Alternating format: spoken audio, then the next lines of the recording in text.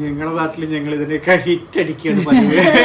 ദൈവമേ 40ാമത്തെ നില എന്നൊക്കെ ചാടാൻ പോലും പറ്റില്ലേ. ഇനിയിപ്പോൾ ആ 4 ഫീൽഡ് പറ്റിയില്ലെങ്കിൽ പോലും ഒരു ഓൺട്രപ്രണർ ആവാൻ ഒരു ബിസിനസ്സിന് വേണ്ടിയിട്ട് തന്നെയാണ് വരുന്നത്. Good morning. Good morning. Good morning. Cheers. ചായ cheers. ദേ പോയി ഇതാ വന്ന് ഒരാൾ പോലും വരല്ലോ. നമ്മൾ വീഡിയോ എപ്പോഴും ഒരാഴ്ച കഴിഞ്ഞിട്ട് അല്ലെങ്കിൽ 4-5 ദിവസമൊക്കെ കഴിഞ്ഞിട്ട് ഇങ്ങനെ ഇടുന്ന കാരണേ അപ്പോൾ ആ ലാസ്റ്റത്തെ വീഡിയോയിലാവും ചിലപ്പോൾ പോണത് കാണിക്കുക, അടുത്ത വീഡിയോ ആകുമ്പോഴേക്കും ചിലപ്പോൾ വരുന്നത് കാണിക്കും. അപ്പോൾ നിങ്ങൾ തന്നെ വിചാരിക്കണ്ടാവേ രമേശേട്ടൻ ഇതിപ്പോൾ എവിടെ പോയി എന്താണ് അല്ലേ? ഇങ്ങനെ ഉണ്ടായിരുന്നു ഒറ്റയ്ക്കുള്ള ബാങ്കോക്ക് യാത്ര. നല്ല രസമാണ് ഇങ്ങനെ ഒറ്റയ്ക്കുള്ള യാത്രകളാണ് കൂടുതൽ മനോഹരം. അങ്ങനെ ഉണ്ടായിരുന്നു അവിടെ ഭൂമി കുലുക്കത്തിന് ശേഷം പോയിട്ട്. എന്നാലും അവിടെ വലിയ പ്രശ്നമൊന്നും ഉണ്ടായിരുന്നില്ല അല്ലെ? കാരണം നമ്മളിവിടെ എർത്ത് അവിടെ നിന്ന് ഇറങ്ങിയിട്ട് നെക്സ്റ്റ് ഡേ ആണ് രമേശേട്ടൻ പോയത്. അപ്പൊ എനിക്ക് നല്ല ടെൻഷൻ ഉണ്ടായിരുന്നു. ആദ്യത്തെ 1-2 ദിവസമൊക്കെ നല്ല ടെൻഷൻ ഉണ്ടായിരുന്നു. അല്ല അതെന്താ അറിയോ, മറ്റേ ഹോട്ടലിൽ ചെന്ന് ചെക്ക് ഇൻ ചെയ്തു, നേരെ റൂമിലേക്ക് കയറിയിട്ട് വിചാരിച്ചു ഒരു ഹാഫ് ആൻ അവർ ഒന്ന് കിടന്നുറങ്ങാൻ, യാത്ര ചെയ്താലും ഒന്ന് കിടന്നിട്ട് നീക്കാന്ന് വിചാരിച്ചു അങ്ങോട്ട് കിടക്കാൻ തുടങ്ങുമ്പോഴാണ് കോളിംഗ് ബെൽ അടിക്കുന്നത്.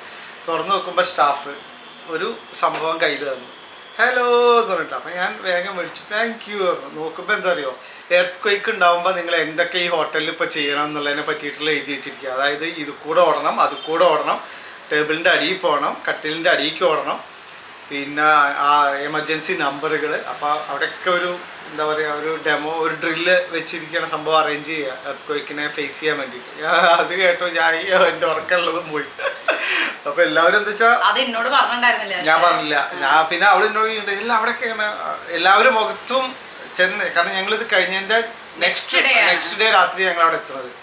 അപ്പൊ ആ ഒരൊറ്റ ദിവസത്തിൽ ആളുകൾ മറന്നില്ലല്ലോ. അപ്പൊ ആ ഒരു പേടി എല്ലാവരും മുഖത്തുണ്ട്. മറ്റേ ഹോട്ടലിലെ സ്റ്റാഫ് ആയാലും അതെ, ആളുകളായാലും അതെ, ചോദിക്കുമ്പോഴൊക്കെ അത് ഡ്രൈവേഴ്സിനോട് ചോദിക്കുമ്പോൾ ഡ്രൈവർമാരൊക്കെ അത് ഉണ്ടായി, ഒരു പേടിയുണ്ട്, ഇനി ഉണ്ടാവുമോ എന്നുള്ളത് എല്ലാവർക്കും ആ ഒരു പേടി എല്ലാവരും മനസ്സിലുണ്ടെങ്കിലും പുറമെ ആരും കാണിക്കില്ല. കാരണം ടൂറിസ്റ്റിന് മാത്രമുള്ള ഒരു കൺട്രി അല്ലേ, ടൂറിസ്റ്റ് അല്ലേ അവരുടെ മെയിൻ. അപ്പോൾ പിന്നെ നമ്മളെ പേടിപ്പിച്ച് കഴിഞ്ഞാൽ ചിലപ്പോൾ നമ്മളിട്ട് ഓടിക്കഴിഞ്ഞാൽ. അപ്പോൾ അങ്ങനെ പിന്നെ ഞങ്ങളുടെ ഈ പ്രോഗ്രാമിന് ഞങ്ങൾ ബുക്ക് ചെയ്തിരുന്നതിൽ മുന്നേ ബുക്ക് ചെയ്താ ഓഫീസിൽ നിന്ന്. വേറെ കൺട്രിയിൽ നിന്നൊക്കെ ഉള്ളതാണ് അധികം എല്ലാവരും ഉണ്ട്, ഇന്ത്യയിൽ നിന്ന് ആരും അങ്ങനെ ഉണ്ടായിരുന്നില്ല അധികം.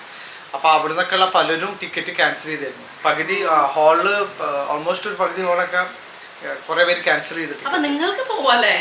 ഞങ്ങൾ പോയി. ഞങ്ങൾ ഇന്ത്യക്കാർക്ക് ചില എല്ലാ കൺട്രിയിൽ വന്നു, പക്ഷെ കുറെ പേര് പേടിച്ചിട്ട് അത് ടിക്കറ്റ് ക്യാൻസൽ ചെയ്തിട്ടുണ്ടായിരുന്നു. പക്ഷെ ഭയങ്കര തിരക്കും കാര്യങ്ങളൊക്കെ. തിരക്കും കാര്യങ്ങളും പുറത്തൊക്കെ നല്ല ക്രൗഡ്. 2 ദിവസം കഴിഞ്ഞ് പിന്നെ സ്റ്റാർട്ട് ചെയ്ത് കഴിഞ്ഞപ്പോ പിന്നെ ആക്കെ മറന്നു.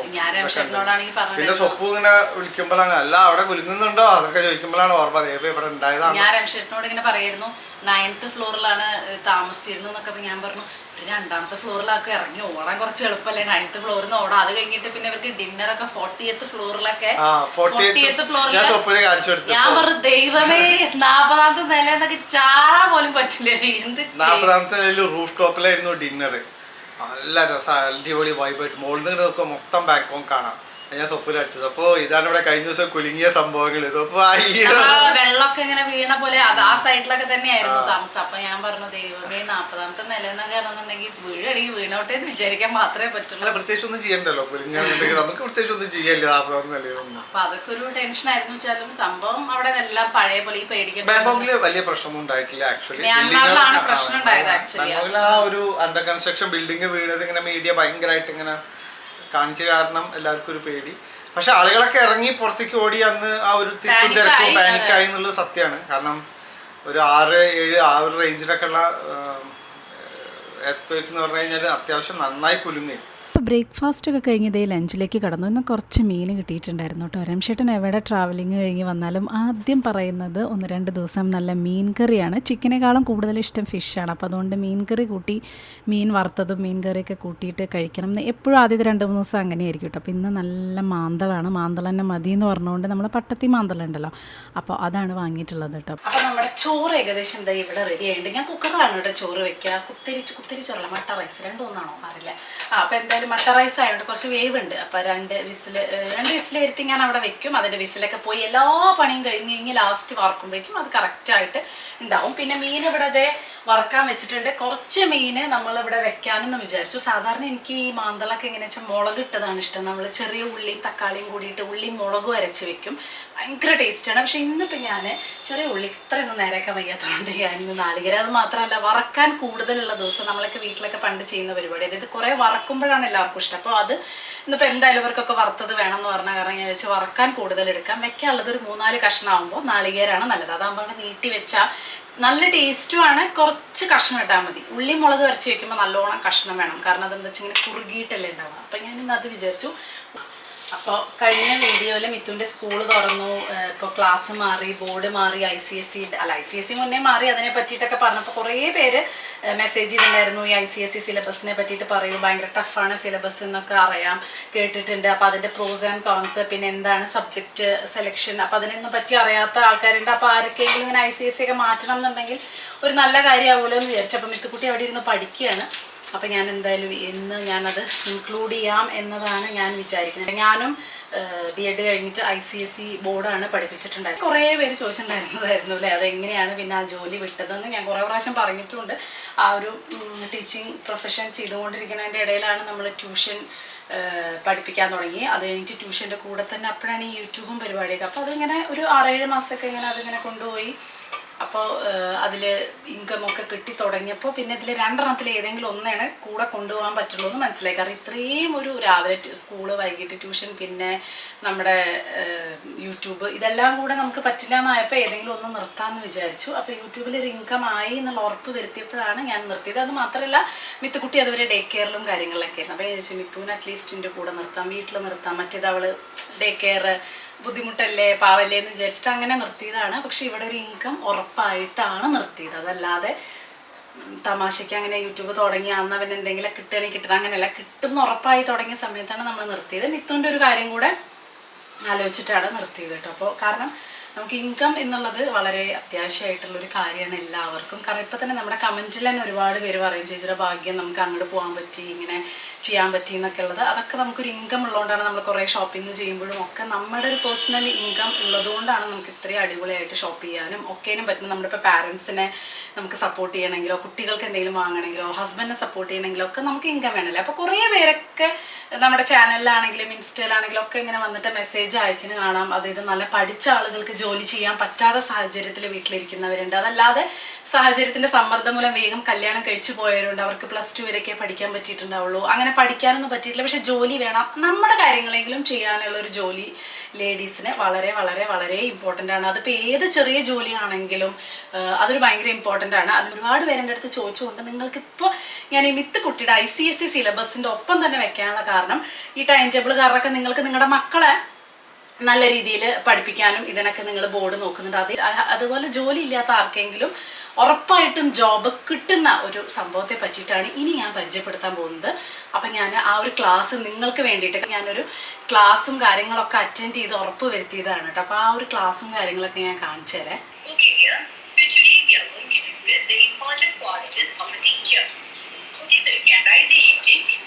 അപ്പോൾ ഇതാണ് കേട്ടോ ഞാൻ പറഞ്ഞ ഇൻ്റർവെല്ലിൻ്റെ ECPC മോണ്ടിസോറി കോഴ്സ്. ഞാൻ നിങ്ങൾക്ക് വേണ്ടിയിട്ട് 1-2 ക്ലാസ്സുകൾ അറ്റൻഡ് ചെയ്തു, ഇത് എങ്ങനെയാണ് കാര്യങ്ങളെന്നൊക്കെ അറിയാൻ വേണ്ടിയിട്ട് കേട്ടോ. അപ്പോൾ ഇതൊരു 1 ഇയർ കോഴ്സാണ് കേട്ടോ. ഇത് 8 മന്ത് ക്ലാസ്സും അതുപോലെ തന്നെ 4 മന്ത്സ് നമ്മുടെ പ്രൊഫഷണൽ സ്കില്ലൊക്കെ ഇമ്പ്രൂവ് ചെയ്യാൻ വേണ്ടിയിട്ടുള്ള ഒരു ഇൻറ്റേൺഷിപ്പാണ്. അതിന് ചെറിയൊരു പേയ്മെൻറ്റും കിട്ടും കേട്ടോ. പിന്നെ കോഴ്സ് കംപ്ലീഷൻ സർട്ടിഫിക്കറ്റും കിട്ടും, അതുപോലെ തന്നെ ഇൻ്റർനാഷണൽ വാലിഡ് ആയിട്ടുള്ള UK സർട്ടിഫിക്കറ്റും കിട്ടും. അതുകൊണ്ട് തന്നെ ഈ കോഴ്സ് കഴിഞ്ഞ് കഴിഞ്ഞാൽ നമുക്ക് പുറത്തൊക്കെ പോയിട്ട് ജോലി എടുക്കാം. അതല്ലെങ്കിൽ തന്നെ ഇൻ്റർവെല്ലിൽ തന്നെ അവർ ജോബും കാര്യങ്ങളൊക്കെ തരും കേട്ടോ. ഇതൊരു ബാച്ച് വൈസ് ക്ലാസ്സാണ്. ഒരു 1 അവർ അതായത് നമുക്ക് ടീച്ചറായിട്ട് പഠിക്കാനും അല്ലെങ്കിൽ നമ്മുടേതായ കാര്യങ്ങൾക്ക് വേണ്ടിയിട്ടും ജോലിക്ക് വേണ്ടിയിട്ടും നമ്മുടെ കുട്ടികളെയൊക്കെ പഠിപ്പിക്കാനും വേണ്ടിയിട്ടൊക്കെ നമുക്ക് നമ്മുടെ സമയത്തിനായിട്ടൊരു 1 അവർ നമുക്ക് മാറ്റി വെക്കാവുന്നതേ ഉള്ളൂ അല്ലേ. അതുപോലെ തന്നെ ഇതിൽ എഡ്യൂക്കേഷൻ സൈക്കോളജി ഉണ്ട്. അത് കുട്ടികളെ എങ്ങനെ പഠിപ്പിക്കാം, ടീച്ചിങ് മെത്തേഡൊക്കെ കറക്റ്റായിട്ട് അവർ പറഞ്ഞു തരും കേട്ടോ. അപ്പോൾ അതുകൊണ്ട് നമുക്ക് ടീച്ചർ എന്നുള്ളത് മാത്രമല്ല ഒരു നല്ല പാരൻറ്റും കൂടെ ആവാം എന്നുള്ളതും കൂടെ ഈ ഒരു കോഴ്സിലൂടെ നമുക്ക് മനസ്സിലാക്കി തരുന്നതാണ്. പിന്നെ ഈ ഒരു കോഴ്സ് കഴിഞ്ഞ് കഴിഞ്ഞാൽ ലിറ്റിൽ ജീനി എന്ന് പറഞ്ഞിട്ടുള്ള കുട്ടികളെ പഠിപ്പിക്കാനുള്ള കോഴ്സും കാര്യങ്ങളും കൂടെ അവിടെ ഉണ്ട്. അപ്പോൾ നമുക്ക് ആ ആ കുട്ടികളെ എങ്ങനെയാണ് കറക്റ്റായിട്ട് പഠിപ്പിക്കുക എന്നും കൂടെ നമ്മുടെ ഈ ഒരു മോണ്ടിസോറി കോഴ്സിൽ പഠിപ്പിക്കുന്നുണ്ട്. അത് 3 മുതൽ 7 വയസ്സ് വരെയുള്ള കുട്ടികളെയാണ് ഈ ലിറ്റിൽ ജീനിയിൽ പഠിപ്പിക്കുന്നത്. അതല്ലാതെ തന്നെ നമുക്ക് അവരുടെ +2 വരെ നോർമൽ ട്യൂഷനും കാര്യങ്ങളൊക്കെ ഉണ്ട്. അപ്പോൾ ECPCയുടെ ഈ ഒരു മോണ്ടിസോറി കോഴ്സിന് നിങ്ങൾക്ക് ജോയിൻ ചെയ്യാൻ താല്പര്യം ഉണ്ടെന്നുണ്ടെങ്കിൽ 10% വരെ ഡിസ്കൗണ്ട് ഉണ്ട്. അതല്ലാതെ +2ൻ്റെ വരെയുള്ള ബാക്കിയുള്ള ട്യൂഷനും കാര്യങ്ങൾക്കൊക്കെ അത് ഓരോ ബാച്ചിനനുസരിച്ച് അതിൻ്റെ ഡിസ്കൗണ്ടും കാര്യങ്ങളൊക്കെ അവർ തരുന്നതായിരിക്കും കേട്ടോ. ഇത് 6 years ആയിട്ട് ഇവരുടെ ഒരു സർവീസ് പ്രൊവൈഡ് ചെയ്യുന്നുണ്ട്. അത് മാത്രമല്ല ലാസ്റ്റ് ഇയർ നമ്മുടെ ഫിനാൻസ് മിനിസ്റ്ററും ചീഫ് മിനിസ്റ്ററും ഒക്കെ ഈ ഒരു ഇൻ്റർവെല്ലിൻ്റെ ഇതിനെ പറ്റിയിട്ട് ഒരുപാട് പുകഴ്ത്തി സംസാരിച്ചതൊക്കെ നമ്മൾ TV-യിലും കാര്യങ്ങളിലൊക്കെ കണ്ടിട്ടുണ്ട്. അപ്പോൾ ആർക്കെങ്കിലും ഈ ഒരു കോഴ്സിന് ചേരണം എന്നുണ്ടെന്നുണ്ടെങ്കിൽ ഇതിൻ്റെ ഡീറ്റെയിൽസും കാര്യങ്ങളൊക്കെ നമ്മുടെ ഡിസ്ക്രിപ്ഷനിലും കമൻറ്റ് ബോക്സിലൊക്കെ കൊടുക്കാം കേട്ടോ. എങ്ങനെയുണ്ട് തായ്ലൻഡിലെ ഫുഡ് മിസ് ചെയ്യുന്നുണ്ടോ? എനിക്ക് തോന്നുന്നു നോൺ വെജിറ്റേറിയൻസ് എന്തും കഴിക്കുന്നവർക്ക് ഓക്കെ ആയിരിക്കും അല്ലേ? എന്ത് നോൺ വെജും എല്ലാവരും അങ്ങനെ വന്നിരുന്നു. ഞങ്ങളൊക്കെ എങ്ങനെ വെജ് ഓർ നോൺ വെജ് എന്നിട്ട് നമ്മളിരിക്കും. അപ്പൊ നമ്മളൊക്കെ നോൺ വെജിന്റെ ടേബിൾ അവസാനം നോൺ വെജ് ഒക്കെ കണ്ട് നമ്മള് നോൺ വെജ് എന്നൊക്കെ പറഞ്ഞു കഴിഞ്ഞാൽ മാക്സിമം ഫിഷ് ഒക്കെ അല്ലേ നമ്മൾ നമ്മുടെ നോൺ വെജ് തുടങ്ങുന്നത് തന്നെ പോർക്കിലാണ്. പിന്നെ അങ്ങോട്ട് ഒരു പോക്കായി എന്തൊക്കെ സാധനങ്ങളാണ് മുതല കുഞ്ഞുങ്ങൾ sea foods okay sea foods പറഞ്ഞു. സീ ഫുഡ്സ് വന്നു കണ്ടു കഴിഞ്ഞപ്പോഴാണ് മൊത്തം കടലുണ്ട്. ഇങ്ങനെ അമ്മയെ ഇങ്ങനെ ജീവനില്ലാന്നേ ഉള്ളൂ. പക്ഷെ തിളങ്ങുന്നതും മയങ്ങുന്നതും ഒക്കെ ആയിട്ടുള്ള സാധനങ്ങള് എന്റെ അമ്മോ. അപ്പൊ നെക്സ്റ്റ് ദിവസം നോൺ വെജ് ഓർ വെജ് നേരെ വെജിറ്റേറിയൻ ടേബിളിലേക്ക് പോയിട്ട് അപ്പൊ നോക്കുമ്പോ നോൺ വെജിറ്റേബിൾ മൊത്തം കാര്യം എല്ലാവരും ഇവിടെ വന്നിട്ടിരിക്കും. വെജ് ആകുമ്പോ കുറച്ച് ഇലയിൽ കടിച്ച് തിന്നാലോ അതല്ലേ. പിന്നെ ഇന്ത്യൻസ് ആരും ഉണ്ടായിരുന്നില്ല. ബാക്കി എല്ലാവരും അത് വേറെ കൺട്രീസ് ഉള്ളവർ. അപ്പൊ പുറമേയുള്ള കൺട്രീസിലൊക്കെ ഹാഫ് ബോയിൽഡ് അല്ലേ. പക്ഷെ ഫ്രാൻസിൽ പോയ ഫുഡ് നല്ല ഇഷ്ടം അല്ലേ? ഫ്രാൻസിലെ ഫുഡ് നല്ല ഇഷ്ടം ഓഫീസിലെ. അവിടെ വേറൊരു കഥ. എന്നാലും ബ്രെഡ് എങ്കിലും കിട്ടുന്നത് ഇത് നമുക്ക് ഒരിക്കലും മോശം നമ്മൾ ഒരിക്കലും കുറ്റമായിട്ട് പറയാൻ പാടില്ല. കാരണം നമ്മുടെ എലിശ്ശേരിയും കാളനും ഓലനൊക്കെ കൊടുത്ത ആ ഒരു തായ്ലൻഡുകാരൻ വന്നു കഴിഞ്ഞാൽ അവരുടെ അവസ്ഥ എന്താ എന്ത് ഫുഡാന്ന് അങ്ങനെ ഒരിക്കലും പറയാൻ പാടില്ല. നല്ല ഫുഡ് വേണം, നല്ല സംഭവങ്ങൾ അവരൊക്കെ ഉണ്ടാക്കി എന്ത് നല്ല സംഭവങ്ങളാണ്. പക്ഷെ നമുക്ക് അതിനാ മണം ആ ഓയില് നമുക്കത് ഇഷ്ടാവാത്തോണ്ടുള്ള പ്രശ്നം അതാണ്. അവരെ ഒരിക്കലും കുറ്റം പറ്റില്ല. പിന്നെ ഞങ്ങൾ വേറെ 2-3 ഹോട്ടലുകളിലൊക്കെ നല്ല അടിപൊളി പാർട്ടിയൊക്കെ ഉണ്ടായിരുന്നു. പബ്ബിലൊക്കെ എവിടെ പോയാലും ഈ ഒരു അവസ്ഥയാണ്. പക്ഷെ ഒരു ഗുണമുള്ളതെന്ന് വെച്ചാൽ 1-2 ഐറ്റംസ് ചിക്കൻ്റെയും എഗ്ഗിൻ്റെ ഒക്കെ ഉണ്ടാവുമ്പോൾ നമ്മളത് വെച്ച് തടിയപ്പും നല്ല ചോറും മാന്തളും ഇതിൻ്റെ ഒരു ടേസ്റ്റ് അതാണ്. നമ്മള് അത് വേറൊന്നല്ല, നമ്മൾ യൂസ് ടു ആയ സംഭവമാണ് നമുക്ക് ഇഷ്ടമാവുക. അതാണ് അത്രേ ഉള്ളൂ. അല്ലാതെ മറ്റൊരു ഞാൻ ഇപ്പൊ എൻ്റെ ഒപ്പം ഉള്ള 1-2 വേറെ കൺട്രിയിലുള്ളവരൊക്കെ എൻ്റെ ഒപ്പം ട്രാവൽ ചെയ്യും. ഞങ്ങൾ ഇങ്ങനെ ചുമ്മാ പുറത്ത് ഇറങ്ങുമ്പോൾ അവർ ആ സ്കോർപ്പിയോനെയും മറ്റേതൊക്കെ ട്രൈ ചെയ്യാനായിട്ട് അവരൊക്കെ എടുത്ത് അവരൊക്കെ ട്രൈ ചെയ്യുന്നുണ്ട്. അപ്പൊ ആറ്റാ കൂറാതെ എന്നോട് ചെയ്യുവാണ് ട്രൈ. ഞങ്ങൾ താങ്ക് യു വെരി മച്ച്. ഞങ്ങളുടെ നാട്ടിൽ ഞങ്ങൾ ഇതിനൊക്കെ ഹിറ്റ് അടിക്കുകയാണ്. അതെ ചക്കച്ചാള വറുത്ത് കഴിക്കുന്ന പോലെ കഴിക്കണ്ടാവും. ചിലരുണ്ട് ഇത് ക്രിസ്പിയാണ്. വെജിറ്റേറിയൻ ഉള്ള ആളോട് ഇപ്പൊ മറ്റേ പറയാണ് മാന്തള് കുഴപ്പമില്ല, മറ്റേതാണ് കുഴപ്പം എന്ന് പറഞ്ഞാൽ അവർക്ക് ശരിയാണ് രണ്ടു സംഭവം അങ്ങനെ കൂടെ ഒന്നും നോക്കാൻ പാടില്ല. എന്നാ പിന്നെ വെജ് ആയാലും മിത്ത്. അതെ ഞാൻ വെജ്. അതെ അത് പ്രത്യേക വെജ്. അത് ശരി മിത്ത് വേറെ ഒന്നും കഴിക്കില്ല. വലിയ കാര്യമായി. അപ്പൊ ശരി ഒരു പ്രത്യേക തരം വെച്ച്. അപ്പൊ നമ്മുടെ ഭക്ഷണമൊക്കെ കഴിച്ചു കഴിഞ്ഞ് മിത്തുക്കുട്ടി ഇതേ ട്യൂഷനൊക്കെ പോയി വന്ന് ഇരുന്ന് പഠിക്കുകയാണ്. മാത്സ് ടെക്സ്റ്റ് ബുക്ക് ഇത് കഴിഞ്ഞ കൊല്ലം പഠിക്കാൻ ഇവർക്ക് എങ്ങനെയാന്ന് വെച്ചാല് 8ാം ക്ലാസ്സിൽ പകുതി ജാനുവരി മുതൽ 9th ബുക്ക്, സെക്കൻഡ് ടേം ആകുമ്പോൾ 9th ബുക്ക് കൊടുക്കും. അപ്പോൾ 9ാം ക്ലാസ്സിലത്തെ ഇങ്ങനെ കണ്ടിന്യൂഷൻ ആണ്. ഞാൻ അതിങ്ങനെ പറഞ്ഞു വരാം. അതേപോലെ 9th ജാനുവരി മുതൽ 10th പഠിപ്പിക്കാൻ തുടങ്ങും. അപ്പോൾ ഇവർ ഈ 9ാം ക്ലാസ്സിലെ ഇവർക്ക് 8ാം ക്ലാസ്സിലെ എക്സാമും 8ാം ക്ലാസ്സിലെ പഠിക്കാനും കാര്യങ്ങളൊക്കെ ഉണ്ടാവും. അപ്പോൾ 9th എത്തുമ്പോൾ ആ ഒരു കണ്ടിന്യൂഷൻ ആണ് കേട്ടോ. ജോഗ്രഫി ഹിസ്റ്ററി ഒക്കെ 8th ഗ്രേഡിലെ എക്സാം ചില ചാപ്റ്റേഴ്സ് കൊണ്ടു 9th ഗ്രേഡിന്റെ ബുക്ക് 9th ഗ്രേഡ്. അപ്പോൾ അതാണ് ഞാൻ ഈ ICSE പറ്റി കുറേ പേര് പറഞ്ഞ സമയത്ത് എനിക്ക് പറയേണ്ട കാര്യം എന്താന്ന് വെച്ചാൽ ICSE പാറ്റേണിലുള്ള ഒരു ഇത് എന്താന്ന് വെച്ചാൽ വാസ്റ്റ് സിലബസ് ആണ്. കുറച്ച് ടഫായിട്ട് നമുക്ക് ഫീൽ ചെയ്യും. അതായത് ഇപ്പോൾ നമ്മൾ പറയുകയാണെങ്കിൽ ഇപ്പോൾ ഒരു 10th CBSE ഒരു കുട്ടി പഠിക്കുന്നതാണ് ഇവർ 8ാം ക്ലാസ്സിൽ പഠിക്കുക. അതേപോലെ നമ്മളിപ്പോൾ ഞാനൊക്കെ ഡിഗ്രിക്ക് പഠിച്ചിട്ടുള്ള ഇംഗ്ലീഷ് ലിറ്ററേച്ചറൊക്കെയാണ് ഇവരിപ്പോൾ 9ാം ക്ലാസ്സിൽ പഠിക്കുന്നത്. അപ്പോൾ അത്രയും ഒരു ഡിഫറൻസ് വരുന്നുണ്ട്, കുറച്ച് കൂടുതൽ പഠിക്കാനുണ്ട്. അപ്പോൾ അങ്ങനെ നോക്കുമ്പോൾ ശരിക്കും പറഞ്ഞാൽ ടഫാണ്. പക്ഷേ ഇവർക്ക്, അതായത് ചെറുപ്പം മുതലേ ICSE ബോർഡ് ആയ ഒരു കുട്ടിക്ക് അത് ടഫായി തോന്നില്ല. കാരണം അവരത് വാസ്റ്റായിട്ട് ഇങ്ങനെ പഠിച്ച് വരുന്ന കാരണം അവർക്കത് പെട്ടെന്ന് അയ്യോ ഇവർ +1 പഠിക്കുന്നതാണോ ഞങ്ങൾ +2 പഠിക്കണം അങ്ങനെ തോന്നില്ല. കാരണം അവരത് ചെറുപ്പം മുതലേ പഠിച്ചു വരുന്നതായതുകൊണ്ട് അവർക്കത് ആ ഒരു ഇതിൻ്റെ കണ്ടിന്യൂഷൻ ആയിട്ട് ഫീൽ ചെയ്യും. പക്ഷെ പെട്ടെന്ന് ഒരു കുട്ടീനെ ഒരു 8ാം ക്ലാസ് വരെ CBSEയിലോ അല്ലെങ്കിൽ 8ാം ക്ലാസ് വരെ സ്റ്റേറ്റ് ബോർഡിലോ പഠിച്ചൊരു കുട്ടീനെ പെട്ടെന്ന് 9ാം ക്ലാസ്സിലേക്ക് ഒരു ICSE ബോർഡിലേക്ക് മാറ്റുകയാണെങ്കിൽ അവർക്കത് ഭയങ്കര ബുദ്ധിമുട്ടായിട്ട് ഫീൽ ചെയ്യും. കാരണം അതാണ് ഇതിൻ്റെ ഒരു, അത് ഗുണം എന്നാണോ ദോഷം എന്നാണോ പറയേണ്ടത് എനിക്കറിയില്ല. ചെറുപ്പം മുതലേ പഠിച്ച കുട്ടികൾക്ക് അത് അത്ര ഒരു അവരൊരു ICSE ആണെന്നുള്ളൊരു ഫീൽ ഉണ്ടാവില്ല നമ്മളല്ലേ. അപ്പം ഞാൻ ICSEയുടെ എനിക്ക് ഏറ്റവും അടിപൊളിയായി തോന്നിയ ഒരു കാര്യം എന്ന് പറഞ്ഞിട്ടുണ്ടെന്നുണ്ടെങ്കിൽ അപ്പം അത് CBSEയിലും വരുന്നുണ്ടെന്നാണ് പറഞ്ഞത്. വേറെ ഒന്നുമല്ല, നമുക്ക് 8ാം ക്ലാസ് കഴിഞ്ഞ് കഴിഞ്ഞാൽ നമുക്ക് ചൂസ് ചെയ്യാം നമുക്ക് ഇഷ്ടമുള്ള സബ്ജക്റ്റുകൾ ഏതൊക്കെയാണ് വേണ്ടത് എന്നുള്ളത്. അതായത് ICSE മെയിനായിട്ട് ഫോക്കസ് ചെയ്യുന്ന 10ാം ക്ലാസ്സിലത്തെ സിലബസിനല്ല, അത് മെയിനായിട്ട് ഫോക്കസ് ചെയ്യുന്നത് പുറമേക്ക് പഠിക്കാൻ പോവുക അല്ലെങ്കിൽ ആ ഒരു ഇന്റർനാഷണൽ സിലബസിലാണ് മെയിനായിട്ട് ICSE ഫോക്കസ് ചെയ്യുന്നത്. പക്ഷെ നമ്മളിപ്പോൾ എൻട്രൻസ് ഒക്കെ എഴുതുമ്പോൾ അതെല്ലാവരും പറയുന്നത് കേട്ടിട്ടുണ്ട്. അതായത് ഒരു എൻട്രൻസിനൊക്കെ പ്രിപ്പയർ ചെയ്യുന്നവരാണെങ്കിൽ, അതായത് ഞാൻ ഉദ്ദേശിച്ചത് എഞ്ചിനീയറിംഗ് മെഡിസിൻ പോലെയുള്ള എൻട്രൻസ് ഒക്കെ പ്രിപ്പയർ ചെയ്യുന്നവരാണെങ്കിൽ CBSE ആണ് നല്ലത്. കാരണം ആ പാറ്റേൺ അനുസരിച്ചിട്ടാണ് അത്ര എൻട്രൻസ് എക്സാം വരിക. അതെനിക്ക് അറിയില്ല കേട്ടോ, അതൊക്കെ അങ്ങനെയാണ് പറയുന്നത്. പക്ഷേ ICSE എന്ന് പറയുന്നത് കൂടുതലായിട്ടും പ്രിപ്പയർ ചെയ്യുന്നത് പുറമേക്ക് സ്കോളർഷിപ്പിനും പുറമേക്കുള്ള ആ ഒരു, അതുകൊണ്ട് തന്നെ ലിറ്ററേച്ചറാണ് ഇവർ കൂടുതൽ ഫോക്കസ് ചെയ്യുന്നത്. അതായത് ഇവരുടെ ഇംഗ്ലീഷ് ഭയങ്കര കടുകട്ടിയായിരിക്കും. ലാംഗ്വേജ് ലിറ്ററേച്ചർ 2 പേപ്പർ ഉണ്ട്, അത് ഭയങ്കര ടഫ്. ഞാൻ പറയില്ല, ഞാൻ ഡിഗ്രിക്ക് പഠിച്ച ഇതാണ് മിത്തുക്കുട്ടിക്ക് ഇപ്പൊ പഠിക്കുള്ളത്. ഞാൻ CBSEക്കാളും ഹിന്ദി കുറവാണ് എന്നാണ് ഞാൻ കേട്ടത് കേട്ടോ. ICSEയിൽ ഹിന്ദിയാണ് ടഫ്, ഓപ്പോസിറ്റ്. CBSEയിൽ ഇംഗ്ലീഷ് കുറച്ച് ഈസിയും ഹിന്ദി ടഫുമാണ്. ICSEയിൽ ഹിന്ദിക്ക് അധികം പ്രാധാന്യമില്ല, കാരണം ഹിന്ദി ഓർ ഫ്രഞ്ച് എടുത്താൽ മതി.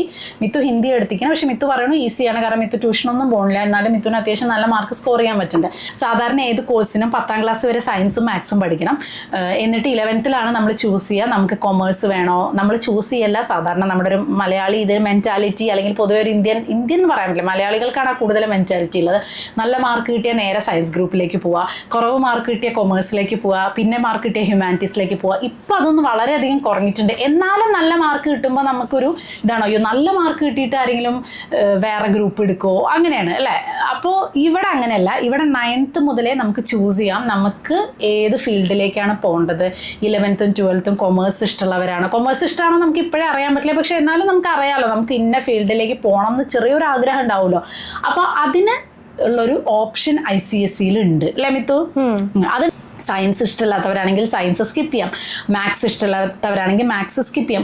ആക്ച്വലി ഒരുപാട് ഓപ്ഷൻസ് ഉണ്ട് ICSEയിൽ എന്നാണ് ഞാൻ കേട്ടത്. അതായത് ഫുഡ് ഉണ്ടാക്കാൻ ഇഷ്ടമുള്ളവർക്ക് ഹോം സയൻസ് ഉണ്ട്, ഫുഡ് ഉണ്ടാക്കണതുണ്ട്, പിന്നെ കുറേ സബ്ജക്റ്റുകൾ ഉണ്ട് എന്നാണ് ഞാൻ കേട്ടത്. പക്ഷെ അത് എല്ലാ സ്കൂളിലും അത്രയും സബ്ജക്റ്റ് അവർ വെക്കില്ല, കാരണം ഇത്രയും ഫാക്കൽറ്റീസിനെ വെക്കുക എന്നുള്ളത് ബുദ്ധിമുട്ടല്ലേ. അപ്പോൾ ICSE ബോർഡിൽ നിങ്ങൾ നോക്കിക്കഴിഞ്ഞാൽ അറിയാം ഒരുപാട് ഓപ്ഷൻസ് ഉണ്ട്. പക്ഷെ നമ്മൾ ചേർക്കുന്ന സ്കൂളിലും കൂടെ അന്വേഷിക്കണം ഈ സ്കൂളിൽ ഇതൊക്കെ പഠിപ്പിക്കാനുള്ള ഫാക്കൽറ്റി ഉണ്ടോ എന്ന്. കാരണം ഇപ്പൊ മിത്തുവിന്റെ സ്കൂളിലൊക്കെ ഇതുണ്ട് എന്ന് പറഞ്ഞു, പക്ഷെ ഞാൻ ചില സ്കൂളിലൊക്കെ ചില സ്ഥലത്തൊക്കെ ഓപ്ഷൻ ICSEയിൽ ഉണ്ടെങ്കിൽ പോലും ഇല്ല 10ാം ക്ലാസ് വരെ മാത്സും സയൻസും പഠിക്കണം എന്നുള്ളത്. കാരണം അല്ലെങ്കിൽ അവർക്ക് വേറെ ഫാക്കൽറ്റീസിനെ വെക്കണം, അവർക്ക് ശമ്പളം കൊടുക്കണം, അതൊക്കെ ഒരു ബുദ്ധിമുട്ട്. അല്ലെങ്കിൽ ചിലപ്പോൾ ഒരു കുട്ടി മാത്രമാവും ഈ ഒരു സബ്ജക്റ്റ് തിരഞ്ഞെടുക്കുക, അപ്പോൾ ആ കുട്ടീനെ പഠിപ്പിക്കാൻ വേണ്ടി മാത്രം ഒരു ടീച്ചറെ വെക്കണം. അപ്പോൾ എന്ത് ചെയ്യും, പല സ്കൂളുകാരും അത് വേണ്ട ഒഴിവാക്കാൻ വെച്ച് 10ാം ക്ലാസ് വരെ ഇങ്ങനെയൊക്കെ പോട്ടെ എന്ന് വിചാരിച്ച് പല സബ്ജക്റ്റുകളും ഇൻക്ലൂഡ് ചെയ്യാതിരിക്കാൻ ശ്രദ്ധിക്കുക. അത് ഒരു സ്കൂളിന്റെ ഒരു പ്രശ്നമാണ് കേട്ടോ. നോർമലി ICSE എന്ന് പറഞ്ഞാൽ ഒരുപാട് പഠിക്കാനുള്ള ഓപ്ഷൻസ് ഉണ്ട്. എന്ത് കോഴ്സാണോ ഒരു കുട്ടിക്ക് പഠിക്കാൻ ആഗ്രഹം ആ കോഴ്സ് സെലക്ട് ചെയ്യാം. എന്ത് കോഴ്സാണോ നമുക്ക് പഠിക്കാതിരിക്കേണ്ടത് ആ കോഴ്സ് നമുക്ക് സ്കിപ്പ് ചെയ്യാം, ആ സബ്ജക്റ്റ് നമുക്ക് സ്കിപ്പ് ചെയ്യാനുള്ള ഓപ്ഷനൊക്കെ ഉള്ള ഒരു കോഴ്സാണ്. പക്ഷേ 12 പേപ്പറാണ്. CBSEയിൽ 5 പേപ്പറേ ഉള്ളൂ, ICSEയിൽ 12 പേപ്പർ എഴുതണം. നമ്മുടെ സ്റ്റേറ്റ് ബോർഡിലും 12 പേപ്പർ തന്നെയല്ലേ. പക്ഷേ ഫിസിക്സ് കെമിസ്ട്രി ബയോളജി ഒക്കെ എഴുതണം. എല്ലാ പേപ്പറും 100ലാണ്. അപ്പോൾ 12 പേപ്പർ എഴുതുക എന്നുള്ളതും ഭയങ്കര ടഫായിട്ടുള്ള സബ്ജക്റ്റ് ആണെന്നുള്ളതുകൊണ്ടും അതൊരു ബുദ്ധിമുട്ടാണ്. പിന്നെ സബ്ജക്ട് സെലക്ഷനാണ്. സബ്ജക്ട് സെലക്ഷനിലെ കമ്പൽസറി സബ്ജക്റ്റ്, അതായത് നമുക്ക് ഓപ്ഷനേ ഇല്ല, അതായത് മാറ്റാൻ പറ്റാത്ത സബ്ജക്റ്റ് ഒക്കെ ലാംഗ്വേജ് അല്ലേ. ഇംഗ്ലീഷ് തന്നെ 2 ഉണ്ട്, ലാംഗ്വേജ് ഒന്നുണ്ട്, ലിറ്ററേച്ചർ ഒന്നുണ്ട്, പിന്നെ ഹിന്ദി ഉണ്ട്. ഹിന്ദിയും നമുക്ക് ഹിന്ദി ഓർ ഫ്രഞ്ച് ആണ് അല്ലേ. പിന്നെ മറാഠി ഇപ്പൊ പഠിക്കണം. ഇനി 10ാം ക്ലാസ്സിൽ മറാഠി പഠിക്കേണ്ടി വരുമോ എന്നുള്ളത് ആസ് പെർ ഇപ്പോഴത്തെ ഒരു ഇത് പ്രകാരം അത് കൺഫേം ആയിട്ടില്ല. കൺഫേം ആവുകയാണെങ്കിൽ ചിലപ്പോൾ അടുത്ത കൊല്ലം 10ാം ക്ലാസ്സിൽ എഴുതേണ്ടി വരും. എന്തായാലും ഇക്കൊല്ലം മറാഠി പഠിക്കണം. പിന്നെ നമുക്ക് മാറ്റാൻ പറ്റാത്തത് ഏതാ, ഹിസ്റ്ററി ജോഗ്രഫി മാറ്റാൻ പറ്റില്ല. ഓ അത് കമ്പൽസറി സബ്ജക്റ്റാ. ഓക്കെ, ഹിസ്റ്ററി ആൻഡ് ജോഗ്രഫി മാറ്റാൻ പറ്റില്ല.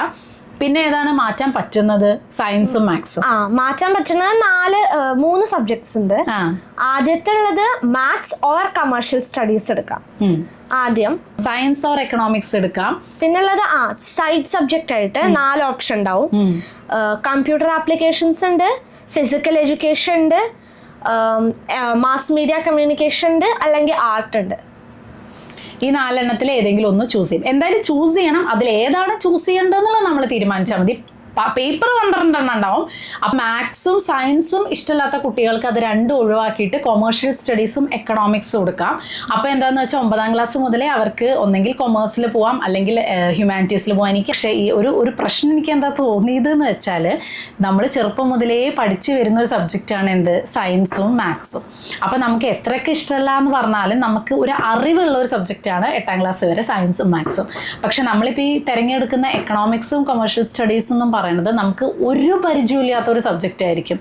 അതായത് ഇപ്പോൾ ഒരു സയൻസിൻ്റെ അത്ര തന്നെ ഡിഫിക്കൽട്ടായിട്ടാണ്, അത്രയും വലിയ പേപ്പറായിട്ടാണ് എക്കണോമിക്സ് ആയാലും കൊമേഴ്ഷ്യൽ സ്റ്റഡീസ് ആയാലും ഉണ്ടാവുക. അല്ലാതെ അതൊരു ഈസിയാണെന്ന് വിചാരിച്ചാൽ 1-2 ചാപ്റ്റർ അല്ല. സയൻസിൻ്റെ അത്ര തന്നെ പഠിക്കാനുള്ള അത്രയും വാസ്റ്റ് ആയിട്ടുള്ള പോർഷനാണ്. പക്ഷേ സയൻസ് നമുക്ക് എന്താ വെച്ചാൽ 8ാം ക്ലാസ് വരെ പഠിച്ചതിൻ്റെ കണ്ടിന്യൂഷൻ ആയിരിക്കും. കൊമേഴ്ഷ്യൽ സ്റ്റഡീസും എക്കണോമിക്സും ഒറ്റ ഒരു നിമിഷം മുതൽ നമ്മൾ 9ാം ക്ലാസ്സിൽ വേറൊരു സബ്ജക്റ്റുമായി പൊരുത്തപ്പെടുകയാണ്. അത് നമുക്ക് ചെയ്യാൻ പറ്റുമോ, നമുക്കത് മനസ്സിലാവോ എന്നൊക്കെ നമുക്ക് ചിന്തിച്ചിട്ട് പിന്നെ തിരിച്ചൊരു പോക്ക് നമുക്ക് സാധ്യമല്ല. അപ്പം മിത്ത് കുട്ടി തിരഞ്ഞെടുത്തത് എന്താന്ന് വെച്ചാൽ എന്താണ്? മാത്സ്, എക്കണോമിക്സ്, പിന്നെ ആർട്ട്. അപ്പം മിത്തു തിരഞ്ഞെടുത്ത 3 സബ്ജക്റ്റാണ് നമുക്ക് അതിൽ ഓപ്ഷൻസ് ഉള്ളത്. അപ്പം മാത്സ് എന്തായാലും മിത്തു വിട്ടില്ല. കൊമേഴ്ഷ്യൽ സ്റ്റഡീസ് വേണ്ട, മാത്സ് മിത്തുവിന് ഇഷ്ടമുള്ള സബ്ജക്റ്റാണ്. അപ്പം മാത്സ് വിട്ടില്ല. സയൻസും മിത്തുവിന് ഇഷ്ടമുള്ള സബ്ജക്റ്റാണ്. പക്ഷെ മിത്തുവിന് അത് സയൻസ് ഗ്രൂപ്പ് എടുക്കണ്ടെന്ന് മിത്ത് കുറേ കാലമായിട്ട്, ഒരു കൊല്ലമായിട്ട് പറഞ്ഞു വരുന്നൊരു കാര്യമാണ്. അമ്മ എനിക്ക് സയൻസ് ഗ്രൂപ്പ് വേണ്ട, ഞാൻ എന്തായാലും സയൻസ് ഗ്രൂപ്പ് എടുക്കില്ല. പിന്നെ സയൻസ് എടുക്കുകയാണെങ്കിലും ഞാൻ എന്തായാലും എഞ്ചിനീയറിങ്ങും മെഡിസിനും എൻട്രൻസ് എഴുതില്ല, പിന്നെ എന്തിനാണ് ഞാൻ സയൻസ് ഗ്രൂപ്പ് എടുക്കുന്നത് എന്ന് ചോദിച്ചു. അപ്പോൾ അങ്ങനെ മിത്തു തന്നെ തീരുമാനിച്ചു. മിത്തുവിനാണെങ്കിൽ വായിക്കാനും കുറേ വായിച്ചെഴുതാനും അങ്ങനത്തെയൊക്കെ സബ്ജക്റ്റ്, ലിറ്ററേച്ചർ ഭയങ്കര ഇഷ്ടമുള്ള ആളാണ്, ഹിസ്റ്ററി ഭയങ്കര ഇഷ്ടമാണ്, ജോഗ്രഫി ഇഷ്ടമുള്ള ആളായതുകൊണ്ട് മിത്ത് പറഞ്ഞു ഞാൻ എക്കണോമിക്സ് ആണ് എടുക്കണത് എന്ന് പറഞ്ഞാൽ മിത്ത് കുട്ടി എടുത്തത് എക്കണോമിക്സ് ആണ്. പിന്നെ എടുത്തത് ആർട്ടാണ് കേട്ടോ സബ്ജക്റ്റ്. കാരണം മിത്തുവിന് പൊതുവേ ആർട്ട് ഭയങ്കര ഇഷ്ടമാണ്. അപ്പോൾ ആർട്ട് ഫീൽഡിലേക്ക് പോവുകയാണെങ്കിലും ഒരു കൊല്ലമല്ലാന്ന് വെച്ചാൽ 70 സ്കെച്ചസ് 9th ഗ്രേഡിൽ ചെയ്യണം. പിന്നെ എന്താ വെച്ചാൽ 10th ഗ്രേഡിൽ ബോർഡ്സ് എല്ലാം കൂടുതൽ പ്രഷർ തരണ്ട വിചാരിച്ചിട്ടാണ് 30 സ്കെച്ചസ് മാത്രം 10th ഗ്രേഡിൽ ചെയ്യും. പിന്നെന്താ പറയുക മിത്ത് പറഞ്ഞാൽ ഈ സ്പോർട്സ് ഒക്കെ ഇഷ്ടമുള്ളവർ ഫിസിക്കൽ എഡ്യൂക്കേഷൻ. സ്പോർട്സ് മാത്രമല്ല, പക്ഷെ നമ്മൾ ഫിസിക്കൽ എഡ്യൂക്കേഷൻ ഈസിയായി വിചാരിച്ചിട്ട് എടുക്കും. പക്ഷെ അങ്ങനെ എന്റെ കുറെ ഫ്രണ്ട്സ് എടുത്തപ്പോൾ നല്ല കഷ്ടപ്പെടാം. കാരണം സ്പോർട്സ് ഇഷ്ടമുള്ളവർ ഇങ്ങനെ ഫുട്ബോളിന്റെ ഒക്കെ പഠിപ്പിക്കുന്നേ ഉള്ളൂ. പക്ഷെ മെയിൻ സബ്ജക്റ്റ് ഇതിൽ ബയോളജിയാണ്. ഞങ്ങളുടെ ക്ലാസ്സിൽ ചാർട്ട് വെച്ചിട്ടുണ്ട് ഫിസിക്കൽ എഡ്യൂക്കേഷൻ പിയുടെ. അപ്പോൾ അതിൽ സ്കെലറ്റൻ്റെ പറ്റിയിട്ട് ഇതൊക്കെ പഠിക്കും. ഫുട്ബോൾ ഗ്രൗണ്ട് എത്ര മീറ്ററാണ്. അപ്പോൾ മാത്സ് ഇഷ്ടമല്ല വിചാരിച്ചിട്ട് കുറേ പേര് പി എടുക്കുകയാണെങ്കിൽ പോലും അത് കുഴപ്പമാണ്. കാരണം ഒരു ബോളിൻ്റെ ഉള്ളിൽ എന്താണ് അതിൻ്റെ സർക്കംഫറൻസ്, അതിൻ്റെ ഉള്ളിൽ എത്ര എയർ പ്രഷർ ഉണ്ട്, ഫുട്ബോൾ ഗ്രൗണ്ടിൻ്റെ മീറ്റർ സെന്റിമീറ്റർ ഒക്കെ ഇരുന്ന് പഠിക്കണം.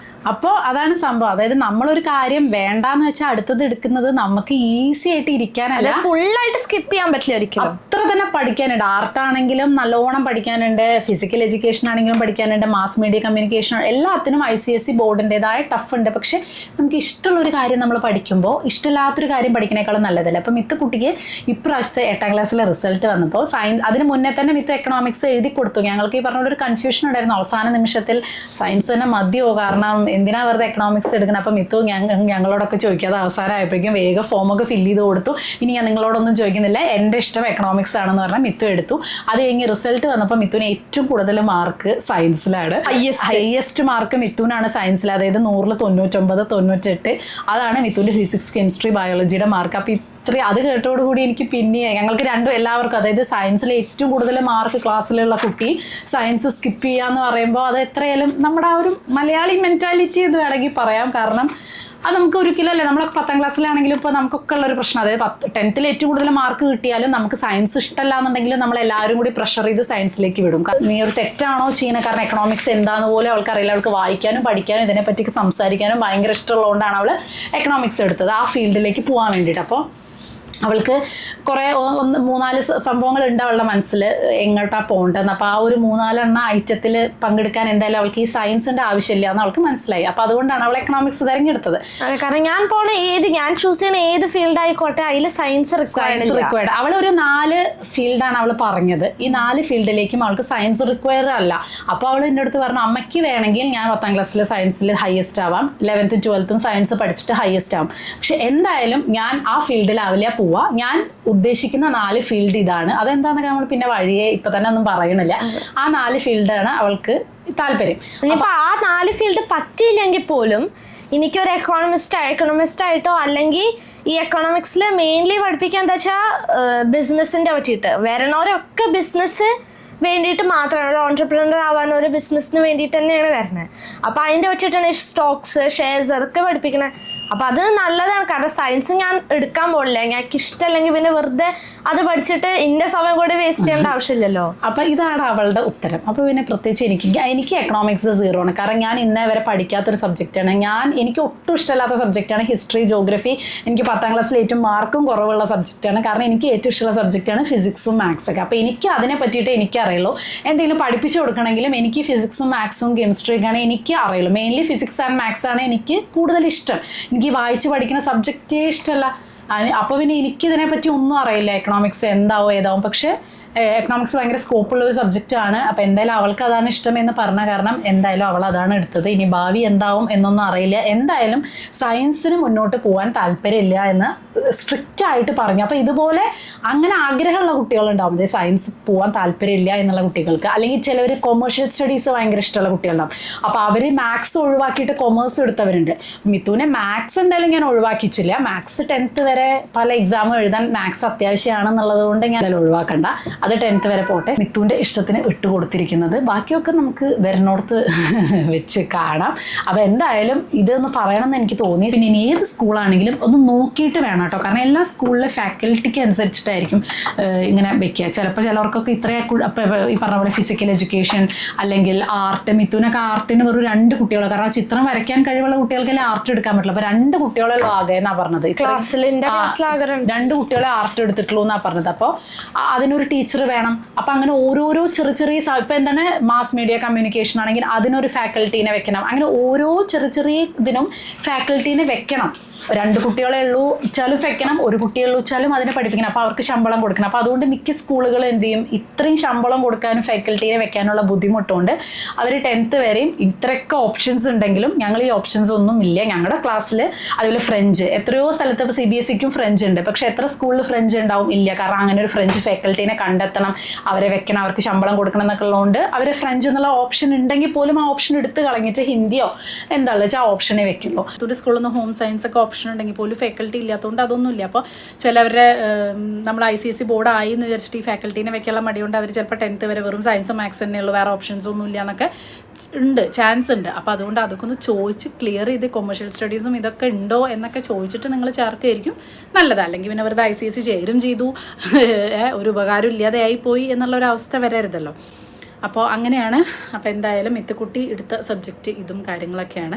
അപ്പോൾ അവരവർക്ക് ഇഷ്ടമുള്ള കാര്യങ്ങൾ അവരവർക്ക് ഇഷ്ടമുള്ളതൊക്കെ എടുക്കട്ടെ. വെറുതെ ഇഷ്ടമില്ലാത്തതൊക്കെ നമ്മൾ കഷ്ടപ്പെട്ടിരുന്ന് പഠിച്ച് ആക്കേണ്ട ആവശ്യമില്ലല്ലോ അല്ലേ. ഏതിലാണെങ്കിലും നമ്മൾക്ക് കഴിവുള്ള ഫീൽഡിൽ മാത്രമേ നമുക്ക് തിളങ്ങാൻ പറ്റുള്ളൂ. അതല്ലാത്തത് നമുക്ക് മറ്റുള്ളവർക്ക് വേണ്ടി പഠിച്ചാലൊന്നും ഒട്ടും തിളങ്ങാൻ പറ്റില്ല. വെറുതെ പഠിച്ചു എന്ന് മാത്രമേ ഉണ്ടാവുള്ളൂ. അപ്പോൾ അത്രയേ ഉള്ളൂ. അപ്പോൾ നിങ്ങൾ ചോദിച്ച ഒരു സംഭവം ഞാൻ നിങ്ങൾക്ക് ഐഡിയ ഏകദേശം കിട്ടി എന്നുള്ളത്. ഇനി ഇത് എനിക്ക് ഇത്രേ അറിയുള്ളൂ. ഇനി നിങ്ങൾക്ക് ഇതിനേക്കാൾ കൂടുതൽ അറിയുന്നവരുണ്ടാവും ICSEനൊക്കെ പറ്റിയിട്ട്. കാരണം നിങ്ങളുടെ മക്കളൊക്കെ അവിടെ അതിൽ പഠിച്ചവരുണ്ടാവും, അതിലെന്തെങ്കിലുമൊക്കെ ഉണ്ട് എന്നുള്ളവരുണ്ടാവും, അങ്ങനെ കുറേ അറിവുള്ളവരുണ്ടാവും. അപ്പോൾ അവരൊക്കെ നിങ്ങളുടെ അനുഭവം നിങ്ങളുടെ മക്കൾ ICSEയിലാണ് പഠിച്ചു വെച്ചാൽ ആ അനുഭവം എഴുതുക. അല്ലെങ്കിൽ എന്തൊക്കെയാണ് പ്രോസ് ആൻഡ് കോൺസ്, എന്തൊക്കെ ബുദ്ധിമുട്ടുണ്ടായി അല്ലെങ്കിൽ എന്തൊക്കെ ഉണ്ട്, ഇത് നല്ലതാണോ എന്നൊക്കെയുള്ള അനുഭവങ്ങളും കൂടെ നിങ്ങൾ കമൻറ്റ് ചെയ്യുകയാണെങ്കിൽ അത് വായിക്കുന്നവർക്ക് ഉപകാരവും മറ്റുള്ളവർക്ക് ഉപകാരവും. എന്നേക്കാൾ കൂടുതൽ അറിവുള്ള ആളുകളുണ്ടാവും. അപ്പോൾ അവർക്കും കൂടെ ഇപ്പോൾ നമ്മുടെ സബ്സ്ക്രൈബേഴ്സിനൊക്കെ കുറച്ചും കൂടെ ഹെൽപ്ഫുൾ ആവില്ലേ നിങ്ങളും അങ്ങനെയൊക്കെ എഴുതുകയാണെങ്കിൽ. അപ്പോൾ അതൊക്കെ ഒന്ന് കമൻറ്റ് ചെയ്യൂ കേട്ടോ, നിങ്ങളുടെ അനുഭവം അല്ലേ മിത്തു? യെസ്.